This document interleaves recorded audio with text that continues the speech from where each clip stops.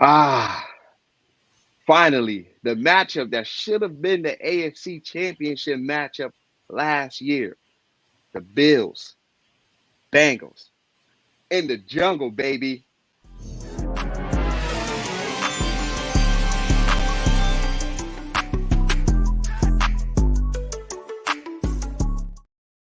What's up, YouTube? It is your boy B Rob checking in from the SBS Super Biased Sports Show, a place where a fan can be a fan no matter how biased their take is. I'm one of your hosts, and I'm here with another dope host of mine. I'm gonna go ahead and let him introduce himself. Hey, it's your boy Pedro, the Mafia. Uh, let's get this debate going. Yeah, man, I'm excited. Like we've been talking about this since we seen it on the scheduling Yep. earlier this year. And literally, if it could have not been a more perfect scenario, the Buffalo Bills are traveling to Cincinnati where the weather actually might be good that Monday night football and taking on It's the like Bengals. And it's like 50 I degrees. They were saying something like that. yeah, yeah, like it's looking like That's it's summer gonna be weather for almost up here. 60. Facts. Like we not too far from Buffalo. So like us, Right, that's a luxury, right? That's a luxury, right? So right. yeah, nah man, I'm excited because like I said in the intro, this should have been the AFC championship. Like Bills versus the Bengals. It should not have been Kansas City because you know how we both share mutual feelings about Kansas City. And 13 it should seconds, not man. Still hurts. yeah, yeah. Hey, look, we got them back in 13 seconds for y'all. So I felt like, I felt like we was doing it for ourselves, but I felt like the Bills fans was rooting for us too because we both don't like Kansas City. Like we both don't like Facts. Mahomes. We both don't like Andy Reid. But And the just thing too to is get like, straight, yeah, yeah, go ahead, go ahead. my bad. The thing too is like, Bills and Cincy also had this like brotherly competition throughout the Facts. years where like I know way back when your boy the Rifle Andy Yeah, Dalton hooked us up Dalton. with our first playoff win. So we've always had this appreciation for our rivalry, I feel like. Facts. Definitely has been a healthy rivalry. Yeah. You know me personally, I don't have any bad blood for any Bills fans or members.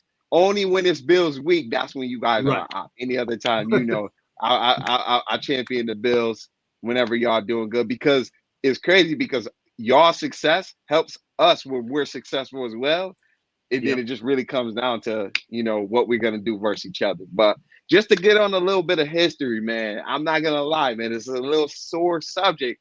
But right now, as far as history goes, the Bills is leading the series 17-15. So we're pretty much gonna see if the Bills gonna extend that series or if Yep. if the Bengals are gonna close the gap. And what's crazy is the last time we played y'all, it was a very close game back in 2019. Now, mind you, at this time, just to give a little context, this is when Josh Allen is coming into his own, Yeah. and at the same time, there was no Joe Burrow. So Right. there's going to be an interesting matchup because Joe Burrow is at an MVP level, Josh Allen is at an MVP level. And that last game back in 2019, that score was 21-17 Bills.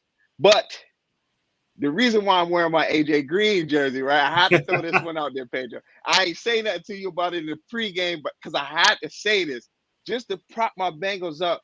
Back in 2017, 2017, the Bengals actually beat the Bills 20-16. And when I say my boy AJ Green went federal, as they would say, I would just say AJ Green had a game where he went for over 150 yards against the Buffalo Bills. Now, of course, your defense was a lot different than what it is now. Yeah. So it's going to be interesting to see what Jamar Chase and the boys can do versus this defense. So what's on the menu, man? What we got on the menu today? Hey, so we're gonna start this debate with the playoff implications, and Nice.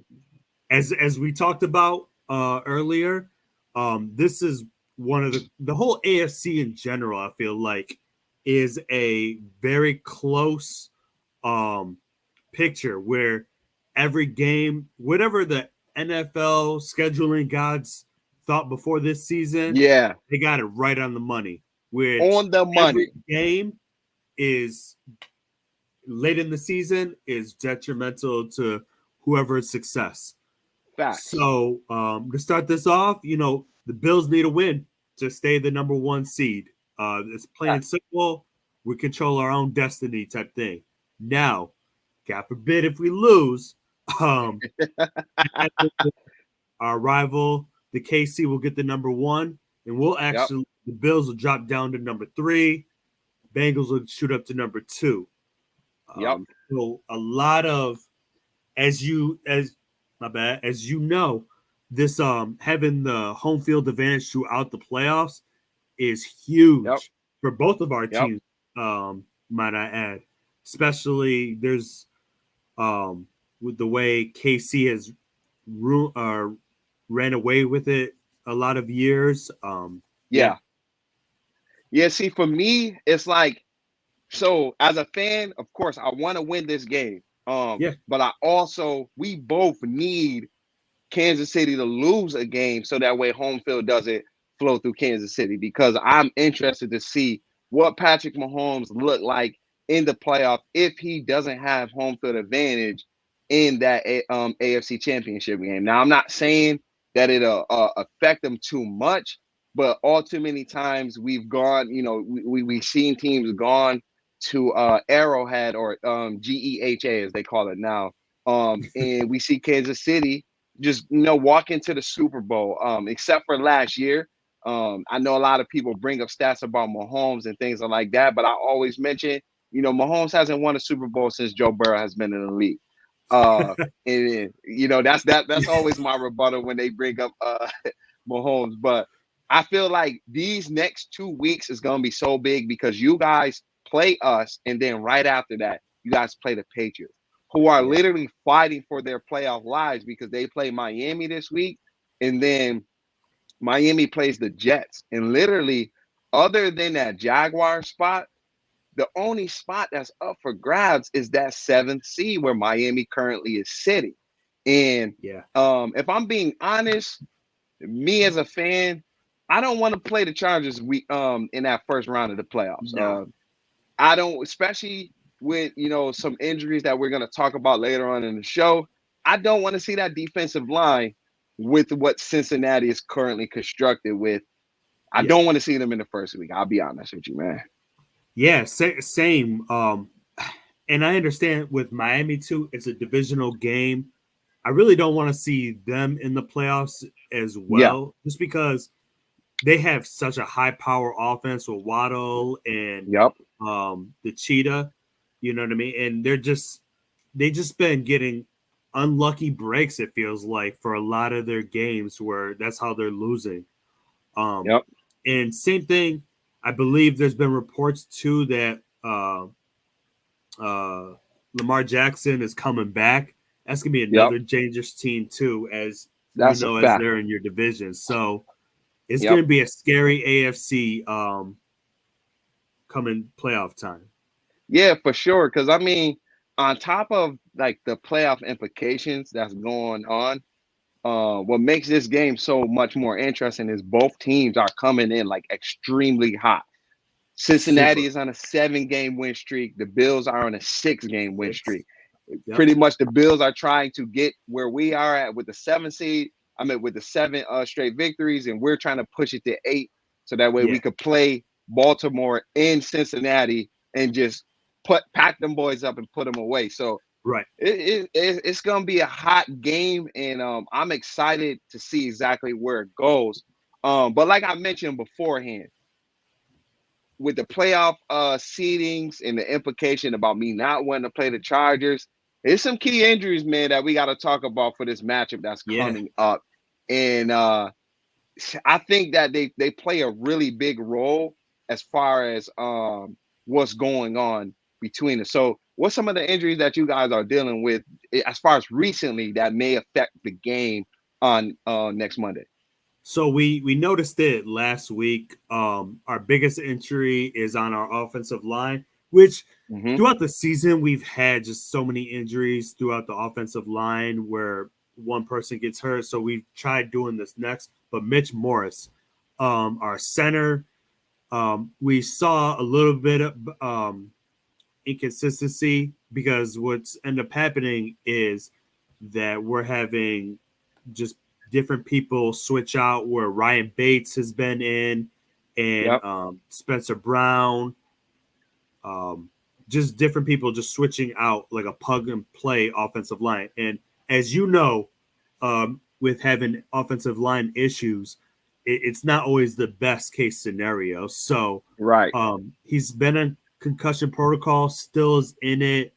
We played without him last week against the Bears, and we survived obviously without him. But the Bears aren't the Cincinnati Bengals, so let's hope we can continue the upward trend with these wins without him. Yeah. How about you guys? I mean, just before I get into our injuries, speaking of like your center, man, when I mean, me as a fan, when I hear Yeah, that center issues, I just think, boy, oh boy, DJ Reader, like, get yeah, nasty, young fella. Let me show. I just want to show you this one clip. Like DJ Reader, like literally taking on 1.5 defenders and literally holding up the Patriots. And I mean, we had a pretty good game against that run defense. I mean, against that running offense for the Patriots. And yeah. since DJ Reader is there, it's gonna be interesting to see what the Bills do as far as run game. But now, as far as it goes for us, the injuries for us, man, for us, the biggest injury, if you have seen it on Twitter, our right tackle Lyle Collins out for the season with a torn ACL and a torn MCL. So we actually have to resort to our backup right tackle, who is the same right tackle that got torched by Von Miller in the Super Bowl. Now, luckily, Von Miller isn't there this week because we know his injury history as well. But it's going to be interesting to see how Joe Burrow adjusts to this week, with timing wise, because even though Von Miller is not there, you guys still have good edge rushers, and you're going up against a Oh yeah. guy who's not Lyle Collins. And then for me, so also there's still injury news that needs to be updated on Hayden Hurst. As of right now, he's still listed as out. If you haven't noticed, he did have some injuries to his lower legs. So that's going to be something to watch for. He was doubtful last week, but then literally the day before the game, they listed him as out. So it's going to be interesting to see how he progressed through the week.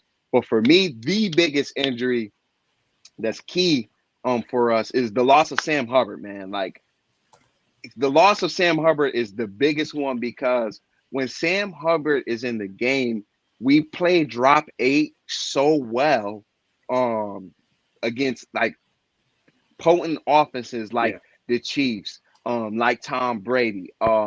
Even though they may not have the same success, but Tom Brady is up there in passing yards, leading with some other quarterbacks. So when we play these defenses where we can drop 8, put BJ Hill literally as an edge rusher, and then have Reader in the middle with Hendricks on the other side, that drop 8 coverage with Sam Hubbard in the middle, pretty much playing spy, has been like so OP. It's been so key with stopping Mahomes, especially in the AFC Championship. So, and also he's our best like contained defensive end. So when it comes to the running game, so I feel like the loss of him is going to be major. Like, it's Yeah. going to be interesting to see how we adjust to Josh Allen running without, That's exactly you what I was know, gonna say. That's yeah, one of is because a lot of the thing too is like a lot of our plays, we'll call it. What yeah, we do is we go on the outsides. So going straight down the middle is more of like Josh Allen's thing. Is as messed up yep, as that sounds, you know what I mean? yeah, You would want yeah, your QB to be on the outsides, not getting hit through the middle, but that's just not Josh Allen. You know what I mean? right, nah, He's yeah, our our unofficial fullback, we'll call him. yeah. So yeah, Yep. Yeah. Now, I mean, and one thing that Sam Hubbard does is he sets the edge very well. So Right. it's going to be interesting to see how you guys take advantage of that. Speaking of taking advantage, man, what do you have as far as the keys to victory so that way you guys can go ahead and beat the Cincinnati Bengals? So you touched a little bit about it a couple minutes ago with DJ Reed. He's a bad man, right? Yes, sir. So in the past, he stopped great running backs like Derrick Henry and Chubb. The only Yep. difference is trying to explode him, or not explode him, but find out his weakness, because our running backs aren't like those running backs. We have the speedy type with Cook, Yep. him ripping off 99 yards off the Bears, and Singletary ripping off 108 last week. Yep. So basically hoping speed destroys Reed. Also, another key to our victory, I want to say, is something we did a blueprint of last week. I keep going back to this Bears game, but I think it was a huge blueprint for you guys, to where it's showing what we'll be doing is spreading out everything, not letting it just be the Josh Allen and Stephon Diggs show, where you have Yeah. Knox has been stepping it up. And we had a rare sighting of Gabe Davis finally. I know at the beginning of the season he was lighting it up, and then he just went cold one day. And Yeah. last week we actually saw Davis with a TD. So Right. keeping the energy going, and actually my last key point is playing a whole 60 minutes. I feel like both Facts. of You our got teams are to. this way, where Yeah. like we only play 30 minutes. We either play a great first half and a horrible Yep. second half, like you guys did last week, or Yep. I was vice just about to versa. More say. for you guys, it's always been the second half you've been Yep. lighting up at. And we've been in the same boat where we haven't crushed, besides like the first against the Rams week 1 and I believe Tennessee week 2, we haven't like played a whole 60 minutes and put our foot to people's throats yet. And that's Right. been the biggest issue. And I think hopefully if one of these two teams, whoever does that this game, is definitely going to get the dub. Facts. Now, as far as for the Cincinnati Bengals to be able to allow the Bills to come in and we still walk out with the victory, the things that I think that we need to do is we need to contain Josh Allen by staying disciplined to our running lanes, our rushing lanes. Yeah. Pretty much treat Josh Allen like he's Patrick Mahomes. If you notice, whenever Mahomes plays the Bengals, very rarely does he get those rushing lanes where he can break the pocket up the middle. Most of the time you see him, he's breaking sideline to sideline, and he's not really getting any crazy yards, because we do a good job of not necessarily always trying to get a sack, but staying disciplined to our running lanes. And we got to treat Josh Allen the same, because if anything, he's more of a running threat than Mahomes. So 100%. that, and then another key to our victory that we would need to do is we have to try to stay out of second and short situations, because in the NFL, when you're in second and short, the only good defense you really can play, that's very effective, is man defense. And with the loss of Chidobe Awuzie earlier this season, we've really switched to a zone-heavy team. So I feel like as long as we're not caught in defenses where our back is turned to Josh Allen and we're consistently looking at the quarterback, I feel like we can contain him from running and then also play some good defense at the same time. So DJ Reader is going to be very important with stopping that run game early on, because I don't think that you guys are going to completely abandon the run game just because it's not a smart football thing to do. So I mean, we just got to try to stay out of man coverage. And as far as key to victories, like you also stated, play the full game. We have to play the full game, because like I said in previous videos, if you guys ever watch any videos on the channel where, I'm talking strictly about the Bengals, we know second half Lou is a thing. Second half Lou is a real entity. But sometimes when you're playing against potent teams like the Bills, the Chiefs, second half, Lou can't always bail you out, and the offense has to play 60 minutes of football. So we, just like you said, both teams have to play full games, man. Full games, I man. mean, as of right now, like the point spread is 1 point. So it is Right. as neutral as a site as That's a fact. possibly can be. So Yep. even the odds makers, I've seen some places be one and a half, but for the most part, even it is. right. This is You a gotta coin get a flip of a safety to game. get to win that. Yeah, facts. So yeah, man, I'm excited. I can't wait for us to do a post game.